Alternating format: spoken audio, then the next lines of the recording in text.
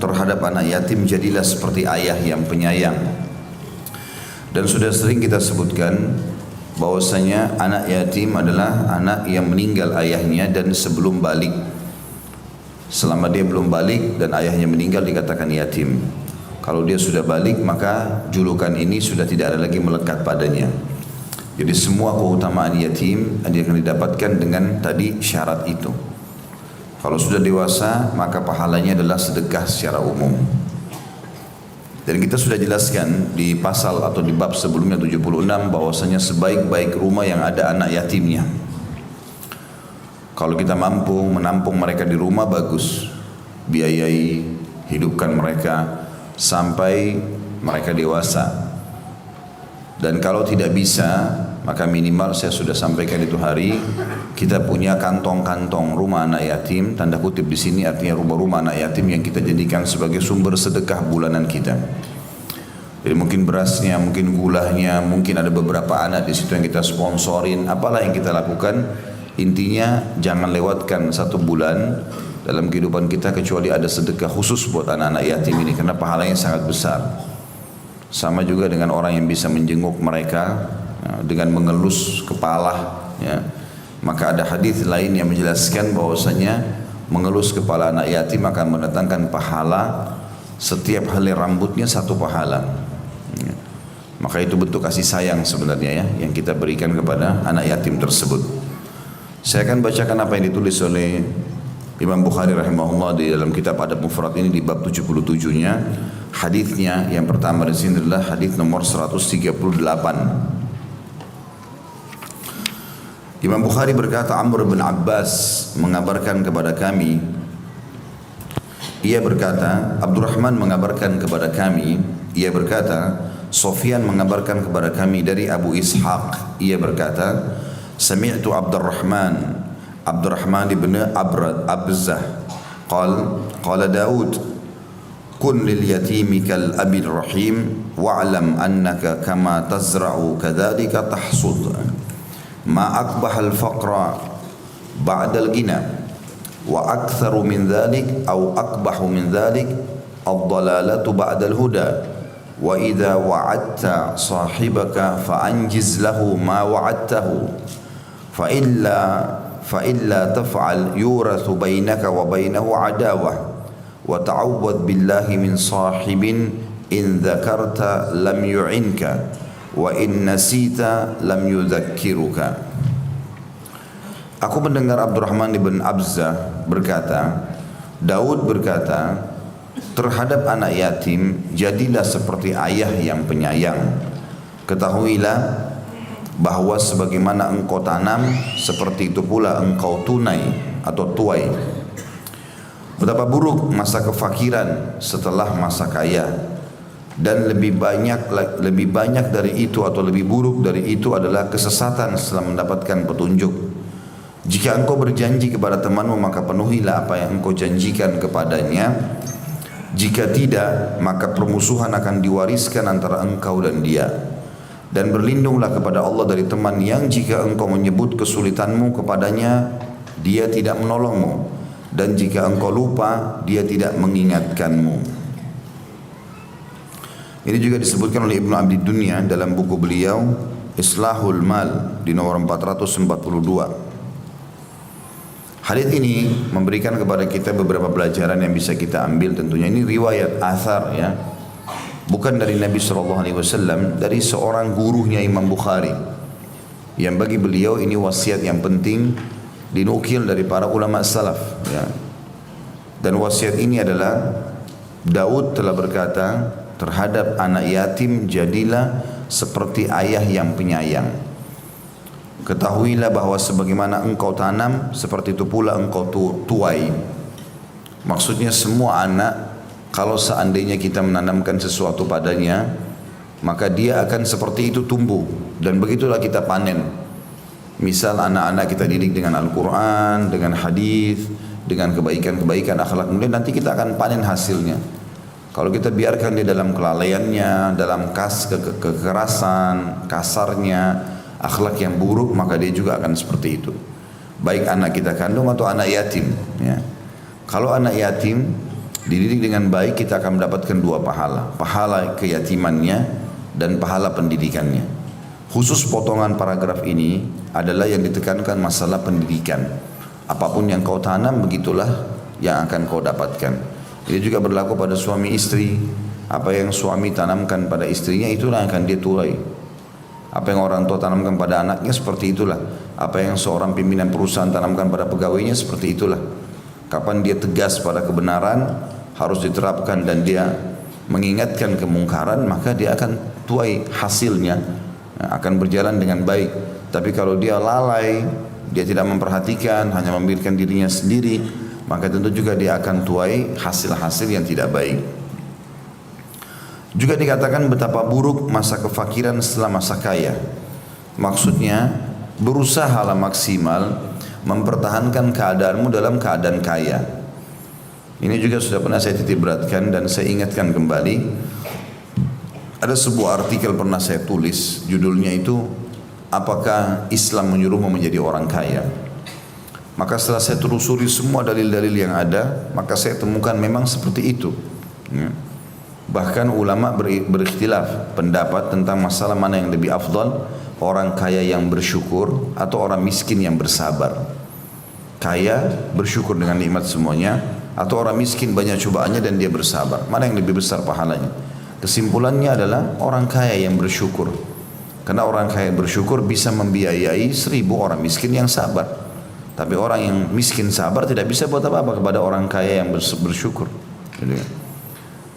Intinya teman-teman sekalian, Allah subhanahu wa ta'ala memberikan kepada kita potensi yang sama, waktu yang sama, ya, organ tubuh yang sama, ya. Apa sajalah, semuanya manusia sama, cuma berbeda di masalah paras wajah, poster tubuh, suku, bahasa, tapi yang lainnya semuanya sama. Maka seseorang muslim harus berpikir, Islam atau agamanya menyuruh dia menjadi orang yang memiliki hasil karya, orang yang berprinsip, orang yang punya masa depan yang terang. Di dalam kamus hidupnya kata-kata putus asa, saya nggak bisa, saya nggak mampu, saya jelek, saya tidak bisa sembuh, ini semua nggak ada dalam Islam.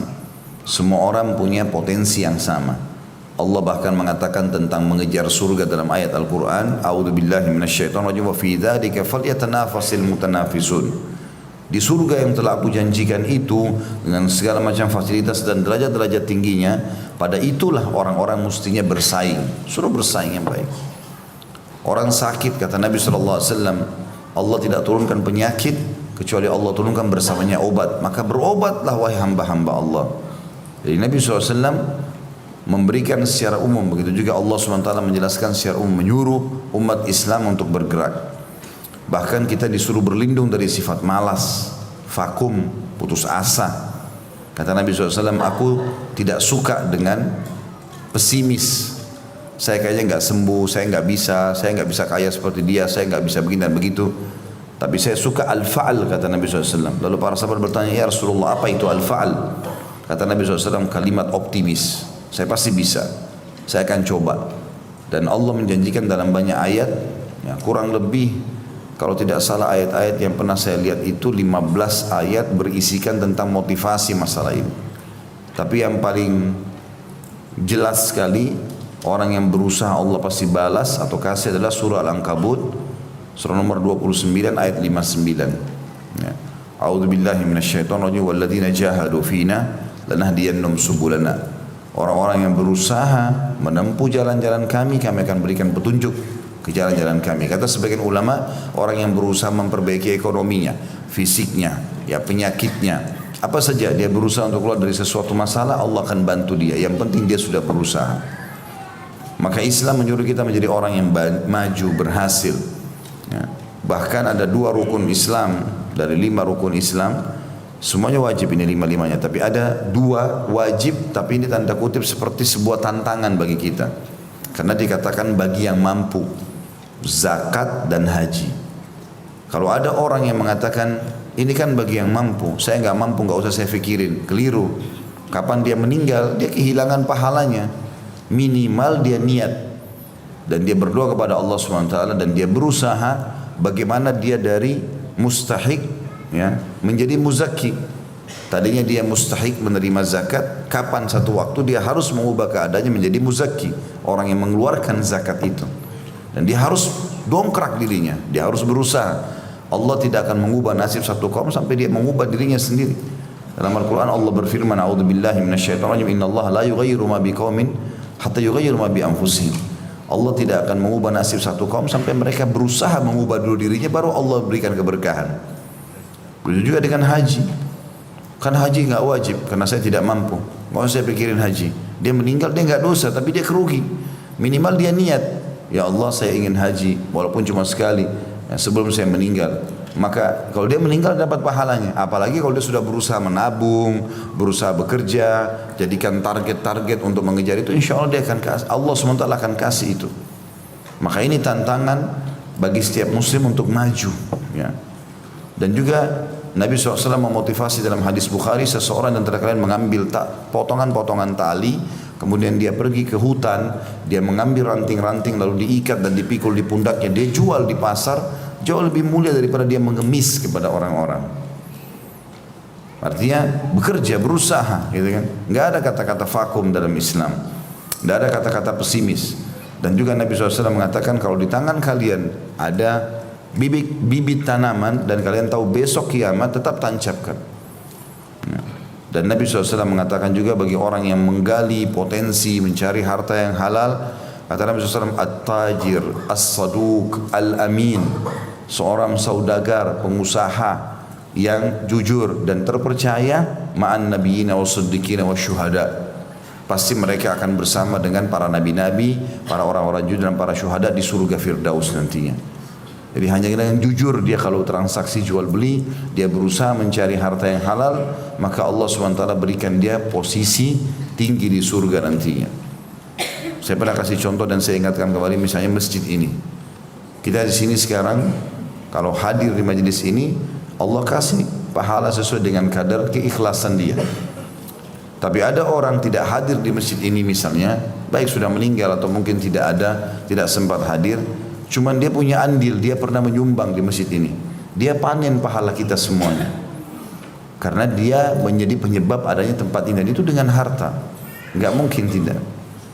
Dan selalu ayat-ayat jihad itu berisikan Allah mengatakan bi amwalikum wa anfusikum. Berkorbanlah kalian di jalan Allah dengan harta dan jiwa. Harta dulu baru jiwa. Harta, jiwa. Nabi SAW kalau mau jihad, komandankan dulu jihad. Sekarang kumpulin harta. Beliau taruh seperti kain atau apa saja di depan beliau, lalu para sahabat menyumbang di situ. Kalau sudah terkumpul dana, sudah bagus, hartanya sudah ada, bisa cukup untuk beli kuda, beli apalah untuk dibagikan kepada para fuqara yang tidak mampu, barulah Nabi SAW suruh menyiapkan fisik mereka. Jadi harta punya pengaruh besar. Ya. Sampai kata Nabi SAW, pujian bagi orang yang saleh dan salihah, kemudian punya pendapatan juga yang saleh dan salih, artinya harta yang halal. Kata Nabi SAW, ni'ma ma'lus salih biyadi abdis salih. Yang paling baik, yang paling banyak berkahnya, yang paling banyak pahalanya adalah harta yang halal berada di tangan orang-orang saleh. Karena mereka akan pakai pada tempatnya. Berarti memang ada motivasi untuk itu. Umar bin Khattab pernah menghardik dengan sangat keras orang-orang selepas sholat Jumat duduk di masjid. Duduk, mereka duduk sampai menjelang asar. Kata Umar bin Khattab, ngapain kalian di sini? Buat apa di sini? Kami bertawakal kepada Allah.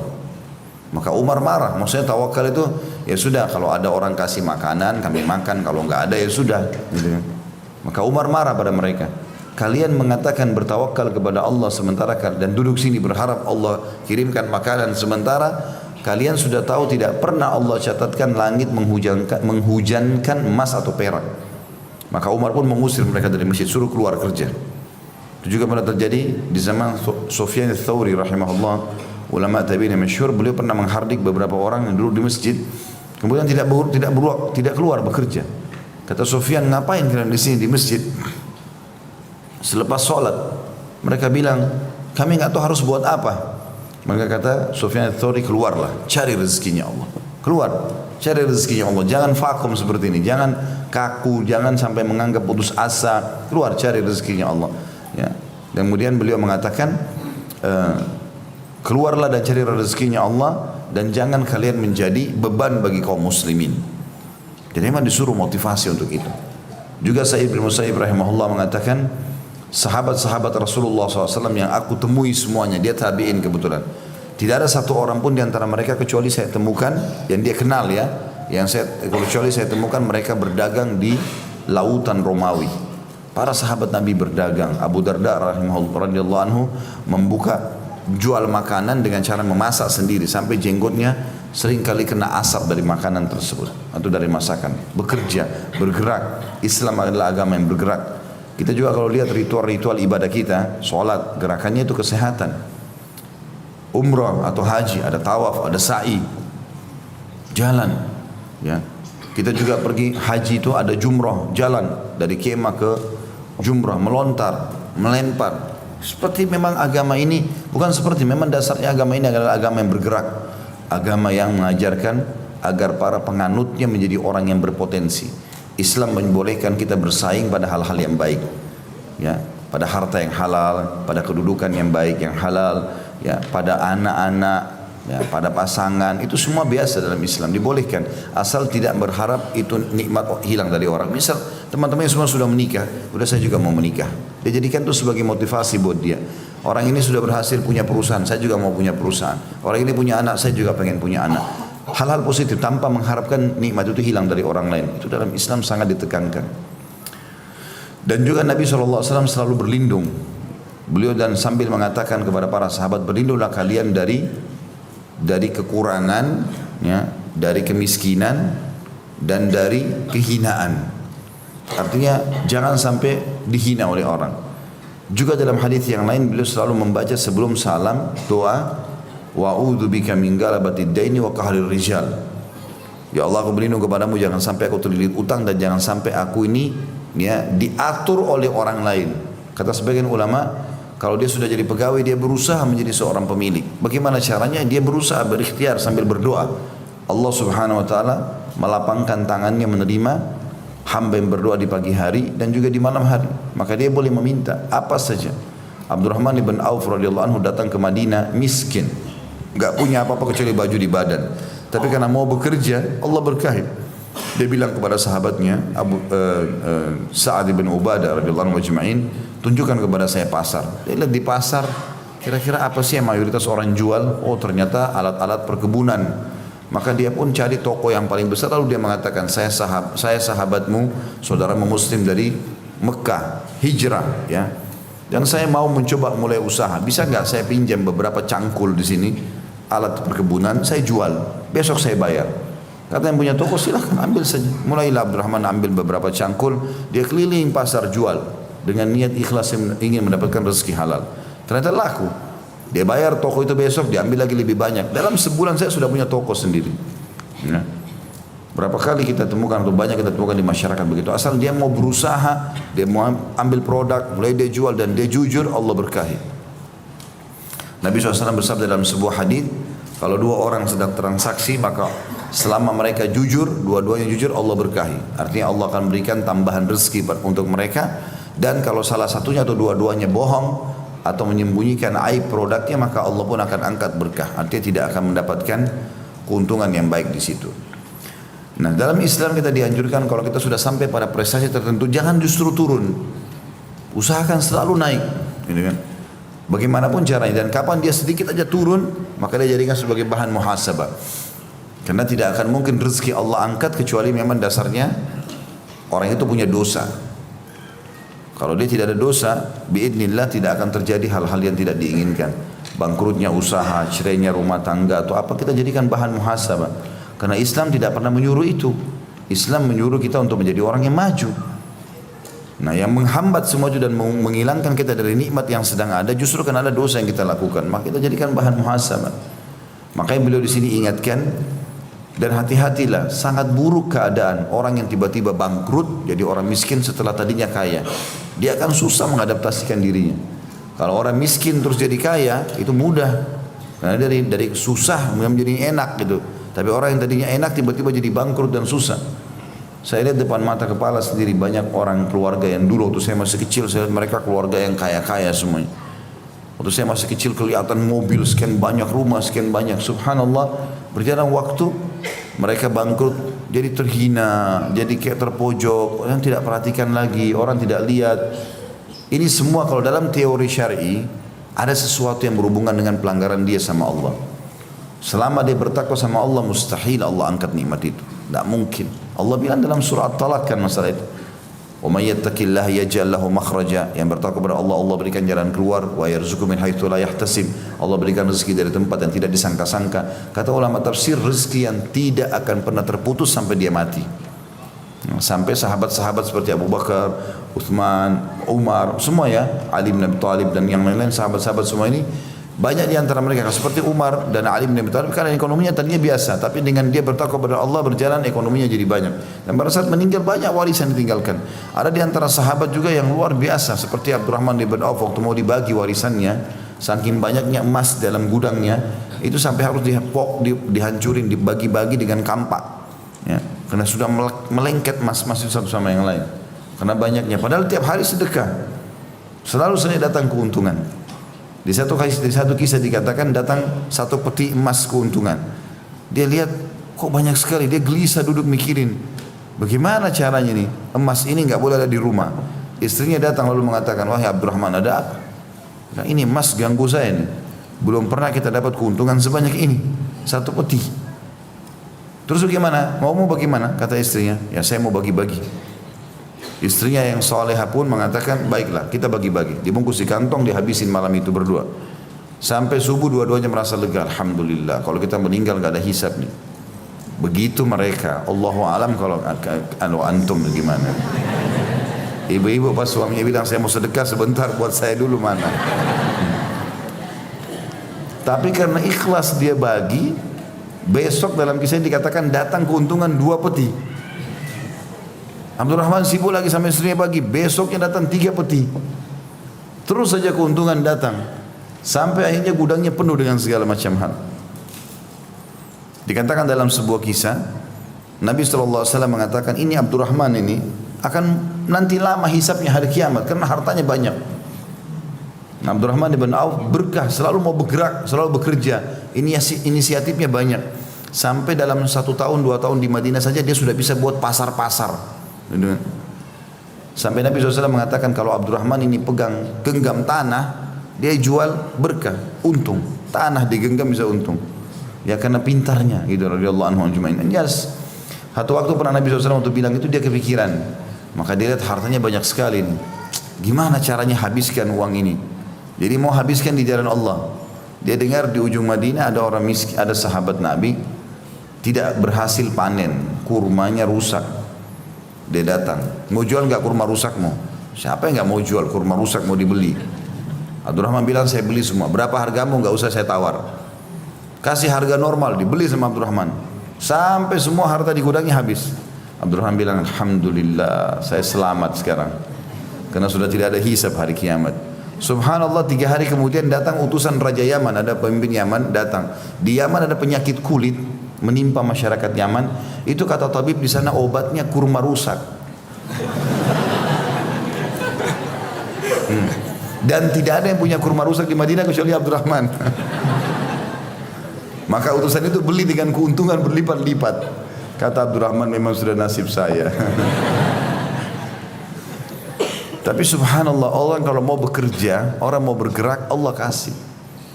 Tidak usah lihat, oh orang tua saya miskin, antum sekarang bagaimana kita? Karena Islam menyuruh kita secara individu untuk maju.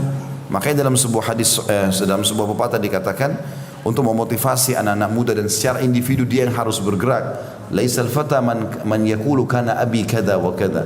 Bukan anak muda yang cerdas dalam Islam yang selalu mengatakan dulu ayahku begini dan begitu. Ayahku dulu orang kaya atau ayahku dulu orang miskin. Bukan itu, enggak usah jadikan alasan. Walakinnal fata man yaqulu ha anadza. Tapi anak muda yang sejati adalah muslim yang benar, dia mengatakan ini loh saya. Tunjukkan potensimu. Apa hasil karyamu? Jangan selalu bangga dengan orang lain. Lalu kita apa hasilnya? Dan subhanallah, saya sudah ingatkan dan saya ulangi kembali teman-teman, kalau kita berusaha berkreasi, maka Allah SWT akan berkahi.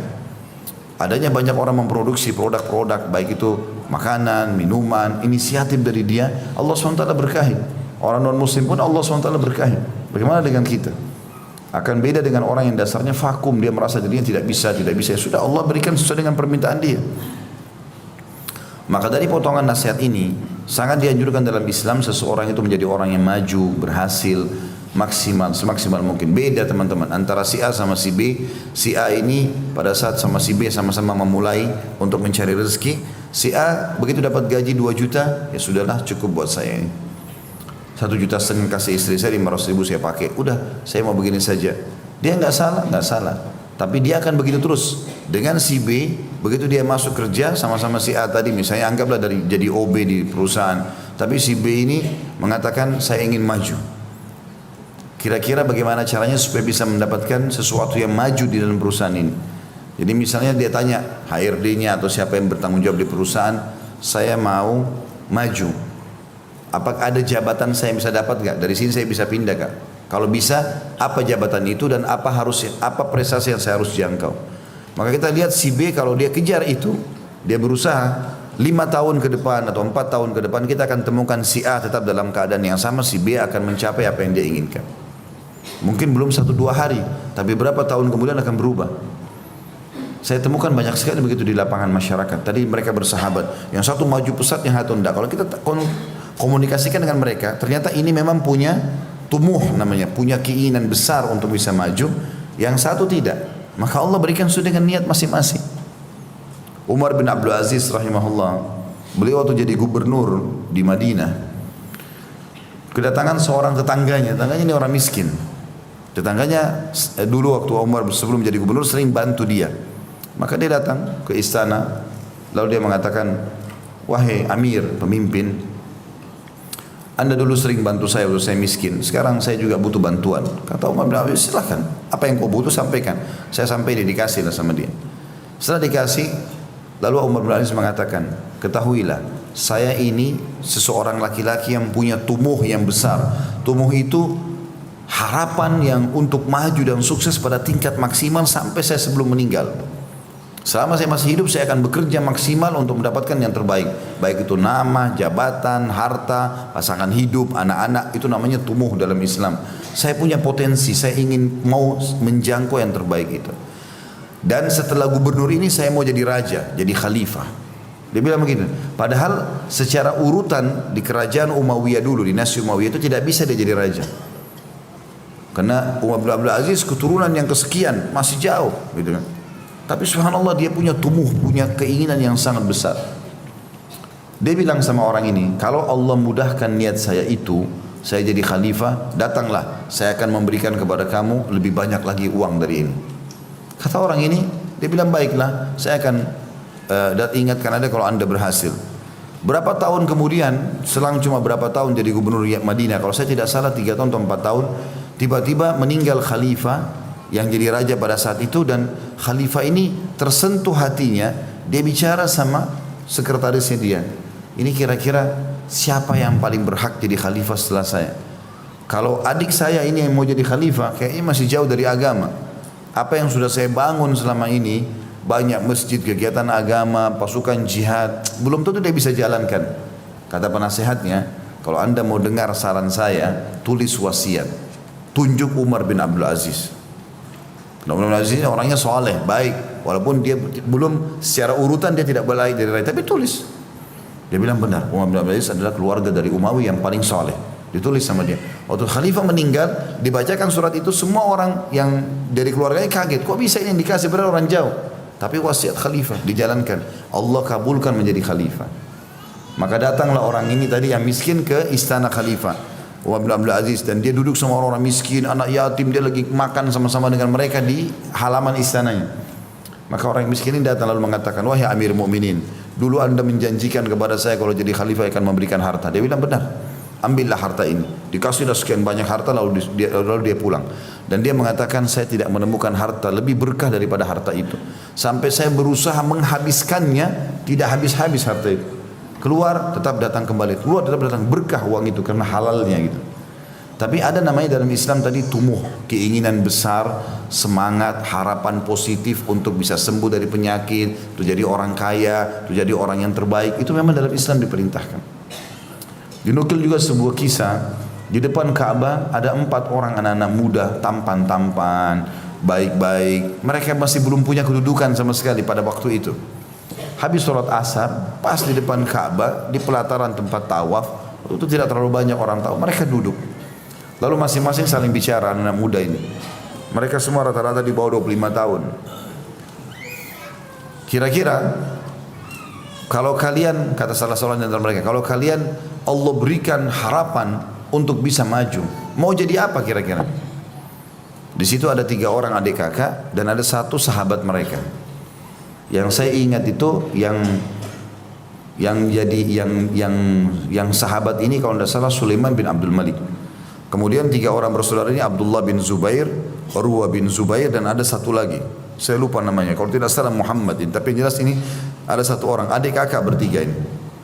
Maka Abdullah bin Zubair ini sahabat Nabi radhiyallahu anhu. Dia mengatakan, saya ingin menjadi khalifah yang memimpin Hijaz. Hijaz ini Mekah sama Madinah. Angan-angan saya itu. Yang 1 lagi adiknya bilang, saya ingin menjadi gubernur yang menguasai 2 Irak. Maksudnya Irak dan Iran ya, wilayah Persia. Terus yang 1 sahabatnya mereka, Sulaiman bin Malik, mengatakan, kalau itu angan-angan kalian, saya berharap jadi khalifah muslimin, menguasai seluruh wilayah umat Islam. 3 angan-angannya ini jabatan, gitu kan. Yang 1 terakhir namanya Urwah bin Zubair. Ini saya jelaskan di kisah Urwah bin Zubair rahimahullah.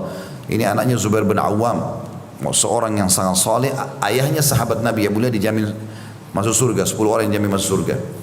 Kata mereka, wahai Urwah, kalau kau bagaimana? Kata Urwah, kalian semua berangan-angan dunia, mau politik lah, jadi khalifah lah, segala macam. Kalau saya berharap menjadi ulamanya umat Islam, saya menguasai ilmu agama halal haramnya Allah, dan saya ajarkan manusia, maka saya panen pahala dan masuk surga dengan itu. Subhanallah, berjalan kurang dari 10 tahun dari waktu itu, semuanya 4 dapat apa yang mereka inginkan. 4-4-nya. Si Abdullah bin Zubair menjadi khalifah, dan pada saat itu waktu terbunuh, waktu Muawiyah meninggal dunia, ada Yazid menjadi khalifah pengganti Muawiyah, dan sempat Abdullah bin Zubair tidak setuju dengan itu. Maka terjadilah dualisme kekhilafan pada saat itu. Abdullah bin Zubair berkuasa di Mekah sama Madinah dan Jazirah Arab, sementara Yazid berkuasa di negeri Syam, gitu kan. Dan berhasil dia, walaupun nanti dia terbunuh, tapi menjadi apa yang dia inginkan. Adiknya yang tadi berharap untuk menjadi gubernur di wilayah 2 Irak, itu ditunjuk oleh Abdullah bin Zubair jadi gubernur di situ. Kemudian Sulaiman bin Abdul Malik, setelah berjalan waktu, Abdullah bin Zubair terbunuh segala macam, dia menjadi khalifah dan menguasai wilayah umat Islam. Dan Urwah bin Zubair menjadi ulamanya muslimin, dan dinukil banyak kisah-kisah kesolehannya. Subhanallah, Allah kasih sesuai dengan niatnya. Kalau orang mengatakan, sudahlah saya begini saja, duduk di pinggir got, main catur saja, ya beginilah sampai tua. Betul-betul sampai tua begitu. Betul-betul sampai tua begitu, subhanallah. Tapi kita lihat orang yang keluar, bergerak, maka Allah berikan dia keberkahan. Jangan ada yang tersinggung dengan ini ya, karena saya tidak sebut nama-nama. Saya cuma kadang-kadang lihat ada orang sudah sangat tua, tapi di pinggir jalan main catur, buang waktu, sayang benar umurnya gitu ya. Padahal dia punya potensi, dia punya energi, dia punya banyak ide. Dan ini teman-teman, potensi kita kalau tidak digali, nggak bisa, harus digali. Bertemanlah sama orang-orang yang sudah sukses, tanyalah, bacalah dalil, apalah segala macam, bergerak. Allah SWT suruh kita bergerak. Dan beberapa bahasa Arab mengatakan, taharrak fa inna fi harakati barakah. Bergerak, coba, nanya, gagal pun jadikan sebagai pelajaran. Sebab di setiap gerakan itu ada keberkahan. Ya. Kita dimaksudkan di sini. Jadi rugi teman-teman sekalian. Minimal sekali kita bisa dapat dengan niat. Kalaupun belum sempat bangun masjid karena belum punya uang, atau belum sempat punya rumah anak yatim. Walaupun saya sangat yakin kalau dia niatkan, dia akan dapat itu. Ya, saya coba perhatikan dalam hidup, kelihatan sekali depan mata, nyata. Ya. Saya dulu dari tidak punya kendaraan jadi punya kendaraan, tidak punya rumah jadi punya rumah. Terus pelan-pelan, tapi saya punya tumbuh. Enggak, saya yakin bisa kok. Sebagaimana orang lain bisa. Alhamdulillah Allah kasih kok, gitu kan. Allah SWT berikan banyak hal-hal yang kalau kita memang seperti kita order lah, tanda kutip ya. Minta kepada Allah SWT lalu kita bergerak, Allah berikan keberkahan. Asal mau saja. Dan penyakit al-malas, Bungkus, buang di lautan, lupain sudah. Malas, kayaknya saya nggak bisa. Malas, nggak usah, gitu kan? Nggak mau apa-apa, malas semuanya. Makanya sudah dia begitu saja, vakum. Kemudian dikatakan dan lebih banyak dari itu, maksudnya lebih buruk lagi dari keadaan orang kaya tiba-tiba bangkrut jadi miskin adalah orang yang sesat setelah mendapatkan petunjuk. Itu lebih parah lagi. Istilah agama kita futur, ya. Udah ikut pengajian, udah mulai paham halal haram, udah mulai pakai jilbab yang bagus, ya, udah mulai pakai cadar mungkin lebih berkembang lagi. Ikhwanya juga begitu, sudah mulai lebih hebat, jaga sholat 5 waktu, puasa Senin Kamis berjalan, sudah mulai berjalan. Berjalan waktu ditinggalin sama dia majelis ilmu misalnya. Sibuk dengan urusan dunia, akhirnya sampai futur. Futur itu kayak drop imannya. Ya, dia tinggal komunitasnya. Maka ini lebih parah daripada tadi orang kaya jadi miskin. Kenapa? Karena untuk kembali kepada tingkat level iman yang pernah kita rasakan, butuh pendongkrak yang lebih kuat lagi. Misal contoh, teman-teman yang hadir di sini yang menggerakkan hadir di pengajian karena saya pernah dengar ceramah tentang neraka. Saya pernah dengar ceramah tentang surga. Saya pernah dengar ceramah tentang ini dan itu. Jadi ada pendongkraknya, sehingga kita mau hadir. Nah, kalau satu waktu naudzubillah seseorang membuka diri pintu kemaksiatan sehingga akhirnya drop keimanannya, karena selama dia tidak buka pintu kemaksiatan, sama tadi dia tidak buka pintu-pintu kesalahan, tidak akan drop menjadi bangkrut dan miskin. Juga di sini tidak akan mungkin drop keimanannya. Kapan kita jaga selalu sholat, pokoknya tidak mau tahu, komitmen on time, sholat malam nggak boleh ketinggalan, zikir pagi petang dijaga, berapa hizib Al-Quran dibaca tiap hari, komitmen sampai kita meninggal. Itu kan imannya naik terus. Tapi ada orang terkelabui oleh syaitan, dia drop dengan cara dia berbuat dosa-dosa, walaupun dianggap dosa kecil misalnya. Maka dengan drop ini supaya kembali ke level iman yang pertama, butuh pendongkrak yang lebih kuat dari yang pertama. Walaupun kita dengar ceramah yang sama lagi tentang neraka, belum tentu bisa kembali ke level itu. Maka buku pendongkrak yang lebih besar lagi, mungkin kita lihat ada orang mati di depan mata, mungkin terjadi bencana yang kita baru bisa tersentuh. Itu pun harus dikuatkan dengan memperbanyak istighfar dan taubat. Maka beliau titik beratkan di sini, lebih buruk daripada orang kaya jadi drop jadi miskin, itu adalah orang yang sudah sampai pada level iman tertentu, dapat hidayah lalu kemudian dia drop menjadi orang yang bermaksiat. Karena untuk kembali itu butuh pendongkrak yang sangat kuat. Kata beliau, dan lebih buruk lagi dari itu adalah kesesatan setelah mendapat petunjuk. Lalu beliau kasih wasiat, jika engkau berjanji kepada temanmu, maka penuhilah apa yang kau janjikan kepadanya. Ini kita sudah tahu juga adalah sifat orang mukmin, kalau berjanji dia penuhi. Ya, dan sifat orang munafik justru kalau dia berjanji dia pungkiri. Ya. Dan hadis Nabi SAW yang berbunyi tanda-tanda orang munafik adalah 3, kalau dia berkata dia berdusta, kalau dia berjanji dia pungkiri, kalau dia berikan amanah dia berkhianat. Ini satu sama yang lain tidak bisa lepasin. Karena kapan orang bohong, dia pasti pungkiri janji, dia pasti khianati amanat. Kapan dia pungkiri janji, dia pasti berbohong, dia pasti khianati amanat. Kapan dia khianati amanat, dia pasti bohong, dia pasti pungkiri janjinya. Jadi ini 3 sifat bersahabat satu sama yang lain. Siapa yang terjerumus pada hal satunya, dia akan dapat 3-tiganya. Nah, ini tanda-tanda kemunafikan. Dan sifat orang mukmin kalau berjanji, iya, dia lakukan.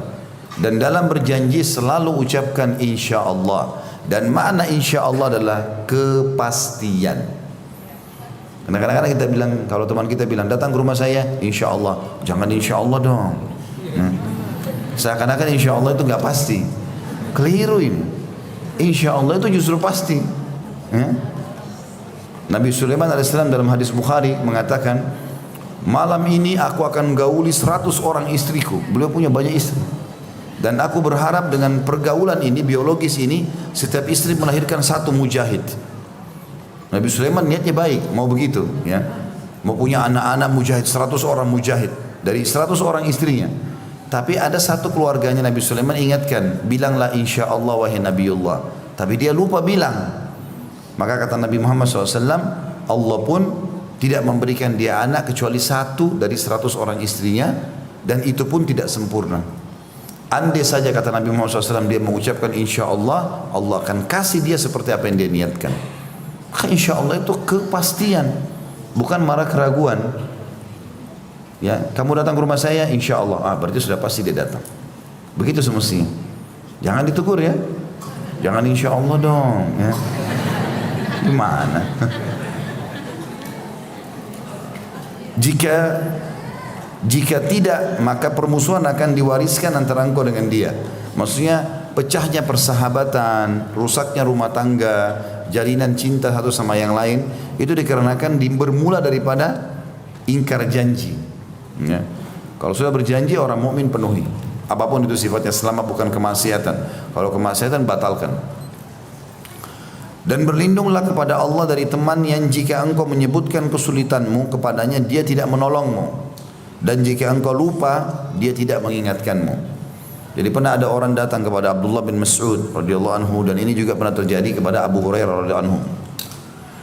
Mereka datang lalu mengatakan, ini masing-masing ya di dua tempat yang berpisah, tapi orangnya tapi masalahnya sama, cuma orang juga yang berbeda. Ini ada orang datang kepada Abdullah bin Mas'ud, ada orang datang kepada Abu Hurairah.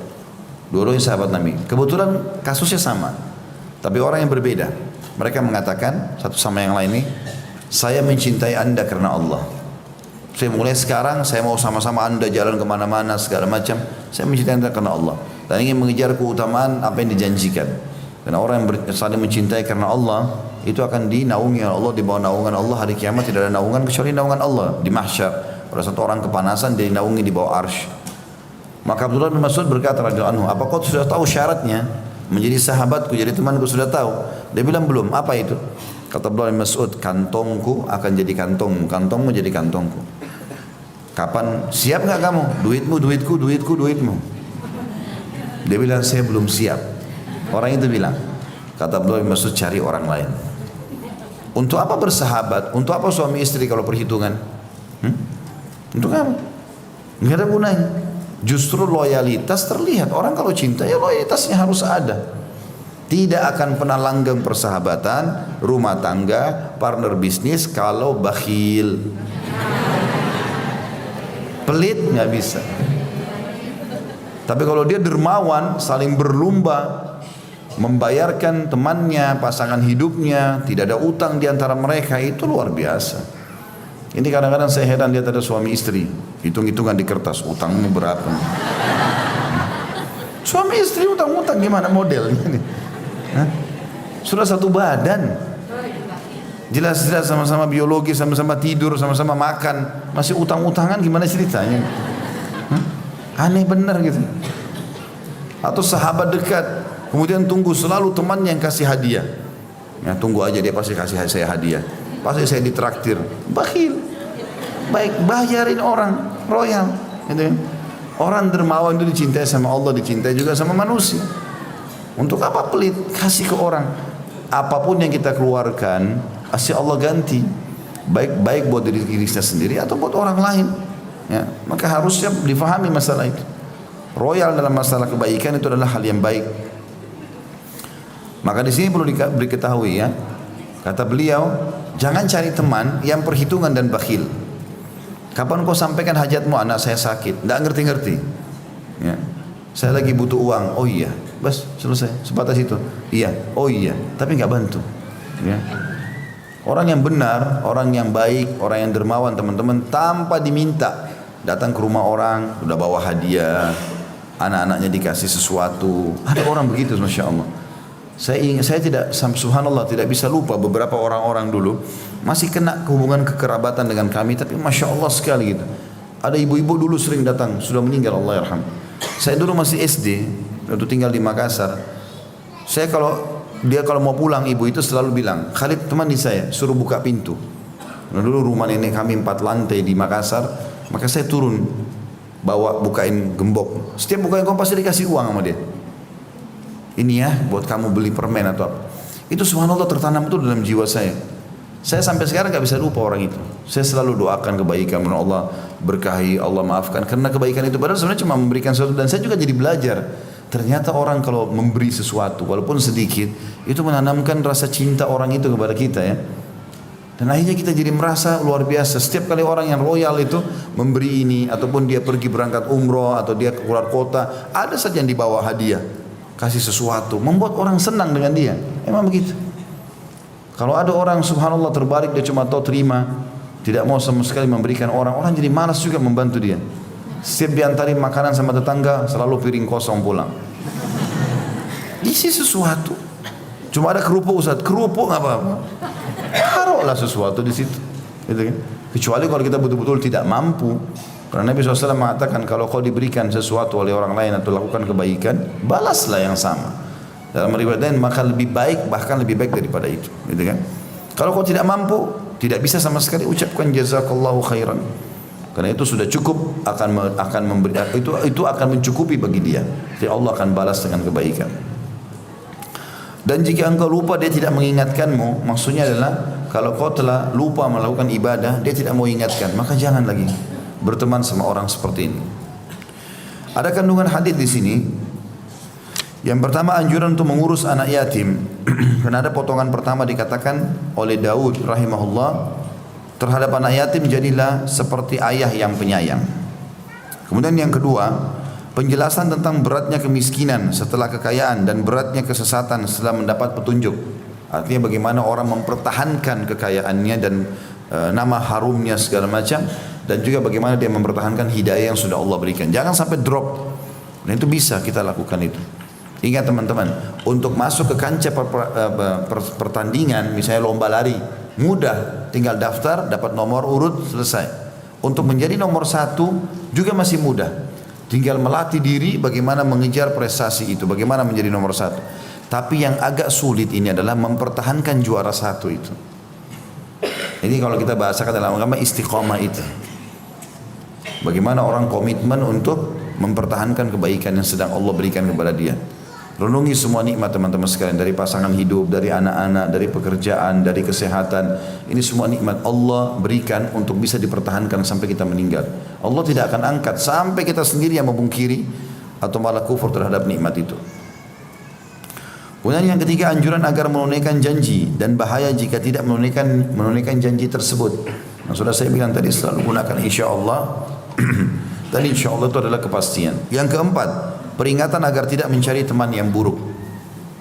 Ini juga sudah saya jadi beratkan. Tadi banyak contoh saya berikan gambaran, dan juga saya ingatkan kembali, pernah saya ulangi itu ya.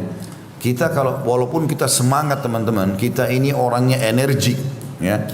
Tetapi bertemannya sama pengangguran, sama orang-orang malas, maka dalam 1 minggu kita mulai turun, drop tuh. Sebulan bisa sama-sama dengan mereka. Jadi pemalasan juga. Dan selalu akhirnya syaitan buat kita seakan-akan, oh saya lebih baik daripada dia. Itu keliru teman-teman ya. Pernah ada orang saya tanya, sholat gak? Sholat Ustaz, tapi cuman asar sama maghrib. Yang lain belum, masih sementara tahap. Kenapa gak kerjain semuanya 5 waktu? Saya lebih baik dari teman saya Ustaz, teman saya gak sholat sama sekali. Jadi yang dia cari yang lebih buruk, bagaimana bisa maju orang ini? Hah? Kamu ranking berapa di sekolah? Enggak, saya cuma lulus saja. Loh kenapa gak cari ranking? Ya daripada teman saya gak lulus. Kan jadi akhirnya jadi drop, jadi gak baik gitu. Saya coba pernah teman-teman, saya praktekin dalam kehidupan saya waktu saya lagi di kampus begitu, waktu S1 saya lihat, waktu saya lanjutkan lah titel akademik saya coba kejar. Maka pada saat itu saya lihat di kelas, saya pernah duduk di bagian belakang. Kemudian saya lihat di bagian belakang ini, teman-teman saya di sebelah semuanya banyak yang tidur nih. Waktu kami masih di Madinah dulu, di sebelah saya ini ada orang Afrika lagi tidur, yang sana orang Saudi lagi tidur, ada yang cuma coret-coret kertas. Saya juga di belakang jadi ngantuk itu. Dosen ngomong apa? Ngomong apa nih dosennya di depan? Kadang-kadang juga ada dosen subhanallah datang ngomong antara dia sama papan tulis. Enggak perhatikan mahasiswa. Jadi dia datang, dia ngomong aja 50 menit itu. Mau orang ngerti nggak pusing gitu. Tapi saya lihat di baris-baris depan, baris 1 sama baris 2 ini, kok asyik aja mereka ya. Maksudnya dosennya mau kecil suaranya kah? Mau antara dia sama papan tulis, atau memang dia semangat menjelaskan materinya, tetap aja mereka semangat tulis. Kok beda bener antara depan sama belakang nih? Saya cuma lakukan satu hal teman-teman, saya pindah kursi, duduk di sebelahnya orang-orang yang di depan itu. Ini saya lihat mereka nulis, yang ini nulis, yang ini nulis, yang itu nulis. Dosen ngomong apa nulis. Saya jadi tidak enak sendiri. Jadi risih, kok ini pandang nulis, saya enggak nih. Besok saya bawa buku tulis, saya tulis sama mereka. Kok bisa cepat sekali dia ya? Saya enggak, lambat. Rupanya dia kena sudah tiap hari. Dosen ngomong apa itu ditulis. Apa ini ngomongnya ditulis semua. Nanti di kamar, di asrama, baru ditata sama dia rapi. Juara terus, cum laude anak-anak ini gitu. Saya pertama kewalahan betul itu ngikutin. Gimana caranya mereka nulis ini? Dosen ngomong apa kan susah. Kayak ini sekarang ngalir saya ngomong, Bapak Ibu bisa tulis semua ini. Ngomong apa semuanya sama, titik-titiknya komanya semua sama. Kan sulit, tapi subhanallah mereka bisa lakukan. Dan yang luar biasa pada saat menjelang ujian buku-buku mereka difotokopi. Saya lihat buku-buku itu difotokopi, orang hafal ayat, orang hafal hadis dari tulisan dia. Berapa banyak pahala yang didapatkan ini, gitu kan? Saya harus bisa seperti mereka. Saya coba ikutin. Memang awalnya kewalahan. Kita nggak pernah ikut taklim, tiba-tiba ikut sama orang-orang yang taklim yang sudah 10 tahun taklim. Ngomongnya sebab turunnya ayat ini, yang ini di surah ini. Kita masih belum ngerti surah apa nih. Sebab turun apa? Ayat apa yang ada sebab turunnya? Ini sahabat Nabi, siapa sahabat Nabi? Namanya siapa kok saya nggak ngerti. Awalnya tapi adaptasinya berjalan. Sehari, 2 hari, seminggu, sebulan saya coba adaptasi. Subhanallah, dengan izin Allah, karena saya punya tumbuh tadi, saya coba tanamkan semangat, saya harus bisa. Saya dalam kurang dari 3 bulan lah, kurang lebih 3 bulan saya adaptasikan. Itu subhanallah saya sudah bisa ikutin. Oh ternyata memang keinginan besar ini. Saya bisa tulis apa yang dosen ucapkan. Bahkan berkembang setelah itu 6 bulan setelah itu saya bisa menggunakan 2 pulpen, 2 warna pulpen, hitam sama merah. Kalau ayat saya tulis pakai warna merah. Sementara dosen ngomong ini, saya tulis. Kata-kata yang lain semua warna hitam. Dan buku saya pun difotokopi pada saat mau ujian. Bersaing sama mereka. Ini difotokopi, buku saya juga difotokopi. Dapat pahala, gitu kan? Maka oh ternyata berkumpul sama orang-orang yang rajin ini membawa kita jadi rajin, gitu kan? Berkumpul sama pemalas jadi malas juga. Berkumpul sama orang yang potensi, yang memang mau mengejar semangat kebaikan-kebaikannya, maka kita juga sama mereka. Berkumpul sama orang malas, malas semua ini. Dan itu saya sendiri praktik dalam hidup saya. Maka akhirnya saya bilang ini bukti harus diterapkan, tidak bisa tidak. Dan apa yang pengalaman saya dapatkan saya bagikan di pengajian. Makanya sering kadang-kadang jemaah bilang, Ustaz apa yang disampaikan itu saya rasakan. Ya ini kena pengalaman saya. Saya bisa berbagi, tapi tidak semua juga itu pengalaman. Kadang-kadang memang ada perkataan para salaf, pengalaman mereka. Tapi ada juga yang saya praktikin ternyata betul berhasil kan gitu. Contoh saja. Maka ini tadi di poin keempat, masalah kandungan hadis, peringatan agar tidak mencari teman yang buruk. Ya. Hadis selanjutnya 139. Ini juga di poin ini tadi, saya lihat sendiri di depan teman di Madinah dulu, subhanallah. Sudah diterima di Madinah pakai beasiswa, tapi nggak selesai sekolahnya. Kenapa gak selesai sekolah? Karena itu berkumpul sama orang-orang malas-malas. Cuma tuh duduk ngumpul-ngumpul, nongkrong-nongkrong, minum kopi, ujian pun tidak belajar, tidak lulus, dikeluarkan. Sayang sekali.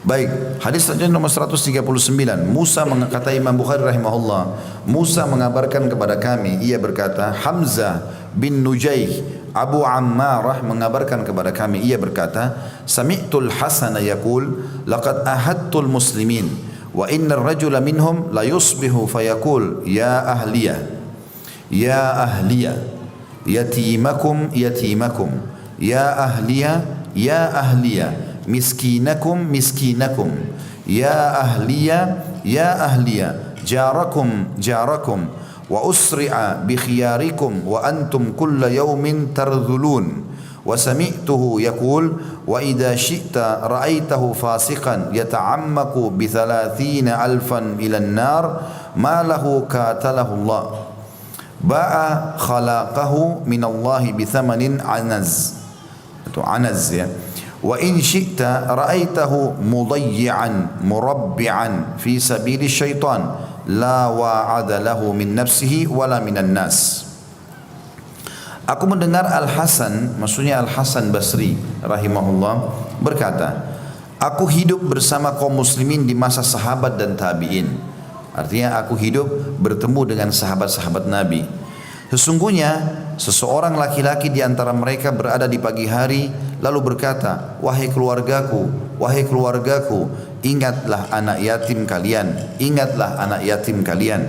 Wahai keluargaku, ingat orang-orang miskin kalian, ingat orang-orang miskin kalian. Wahai keluargaku, ingatlah tetangga kalian, ingatlah tetangga kalian. Waktu berlalu dengan cepat dan mewafatkan orang-orang terbaik di antara kalian, dan kalian setiap hari semakin hina atau semakin tua maksudnya. Aku juga mendengarnya berkata, jika mau engkau melihatnya dalam keadaan fasik, dia terjun ke neraka untuk mendapatkan 30 dinar atau dirham. Apa yang terjadi dengannya? Semoga Allah memeranginya, karena dia menjual bagiannya dari Allah dengan harta seekor kambing. Jika mau engkau melihatnya tersesat, beralih ke jalan syaitan, tidak ada yang menasihatinya dari kesadaran dari dirinya maupun dari orang lain. Hadits ini atau riwayat ini sebenarnya dinukil dari Hasan Al-Basri rahimahullah. Di situ saya bacakan dulu kandungan hadisnya. Al-Hasan Basri berkata, aku masih menjumpai zaman di mana kaum muslimin menganjurkan keluarganya agar melayani anak yatim, orang miskin dan tetangga, dan mengutamakan mereka dari diri mereka sendiri.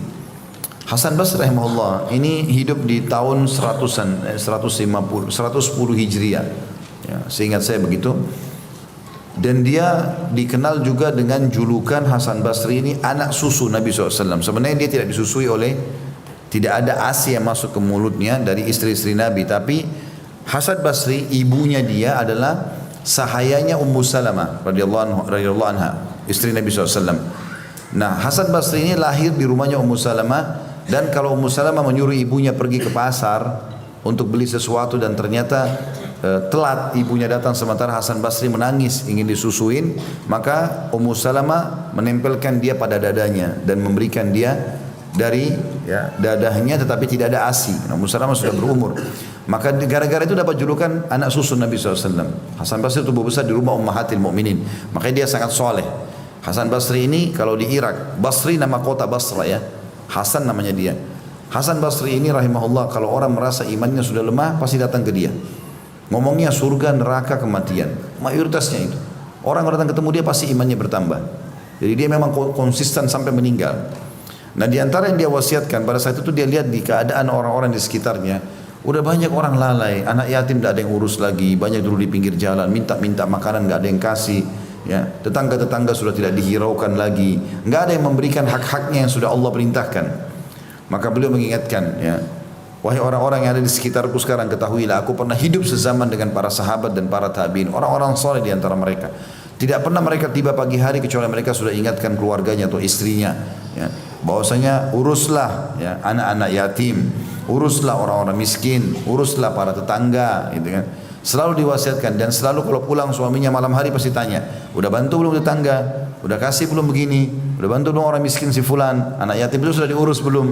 Jadi dia lebih fokus itu daripada makanannya pribadi atau kebutuhannya dia pribadi.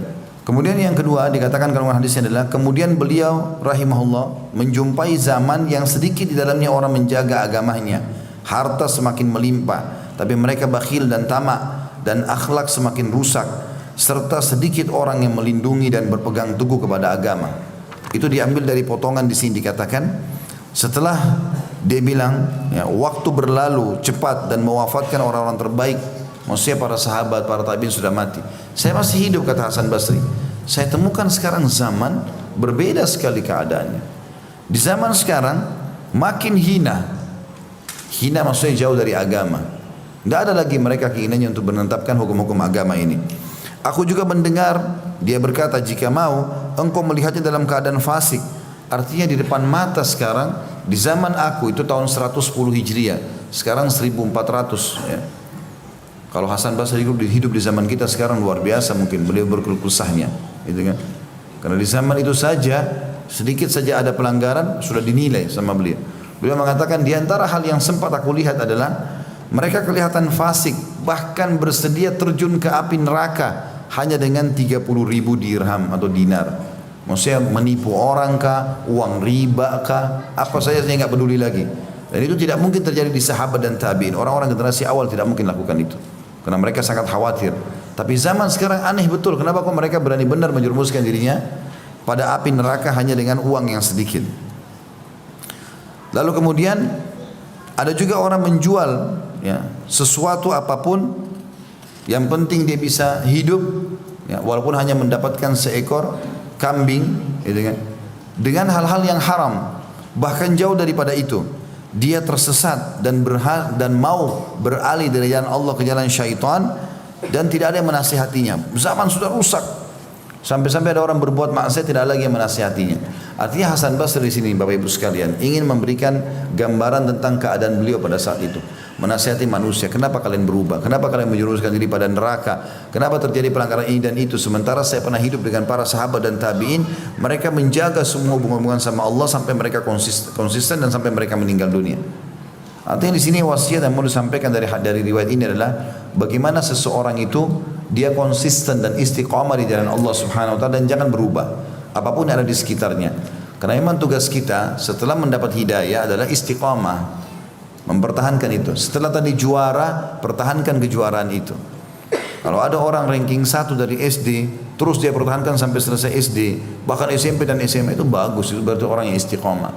Itu komitmennya kuat, konsisten, itu diperintahkan dalam agama. Pesannya Hasan Basri yang ditipiratkan itu, jangan berubah-berubah, jangan hari ini soleh, besok jadi rusak, gitu kan. Jangan hari ini kaya, kemudian besok jadi miskin. Enggak, pertahankan kebaikan-kebaikan tersebut. Mirip dengan wasiat-wasiat tadi sebelumnya itu. Hadis terakhir dalam bab kita adalah hadis nomor 140. Imam Bukhari berkata rahimahullah, Musa mengabarkan kepada kami, ia berkata, Salam bin Abi Muti' mengabarkan kepada kami an Asma ibni Ubaid. Qal qultu li ibn Sirin indi yatim qala isna' bihi ma tasna' li waladik idribhu ma tadribu waladak.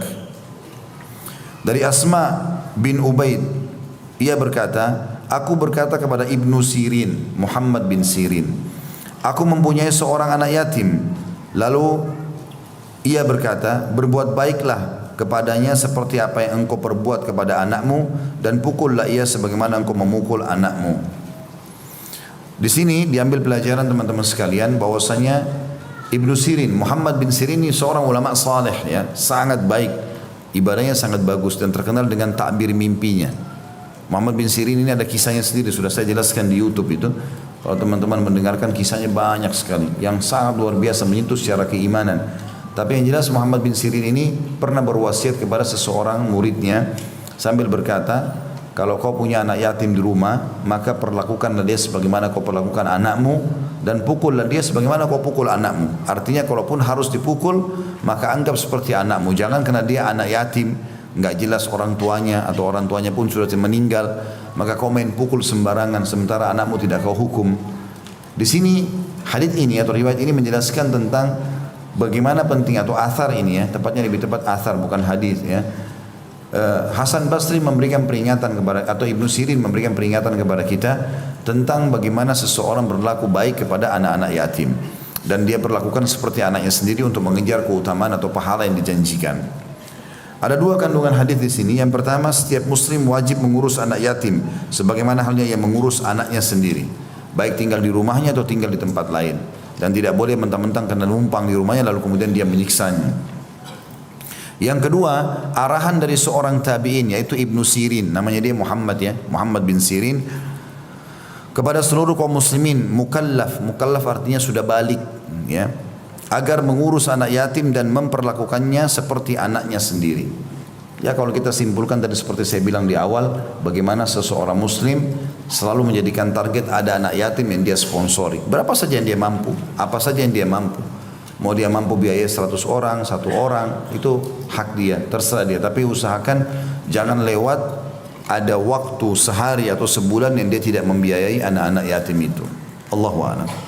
Ini bahasan kita insyaAllah, dan kita akan masuk nanti di pertemuan akan datang keutamaan wanita jika tabah mengasihi anaknya dan ia tidak menikah. Ya, kalau saya dia masih punya anak-anak kecil, ada keutamaan tersendiri. Masalah ini masih berhubungan dengan yatim sebenarnya, karena anak-anaknya yang suaminya meninggal ini itu dianggap anak yatim. Ya, Allahu a'lam. Baiklah, begitu saja, sudah hampir jam 11. Subhanakallahumma bihamdika asyhadu an la ilaha illa anta astaghfiruka wa atubu ilaik. Wassalamualaikum.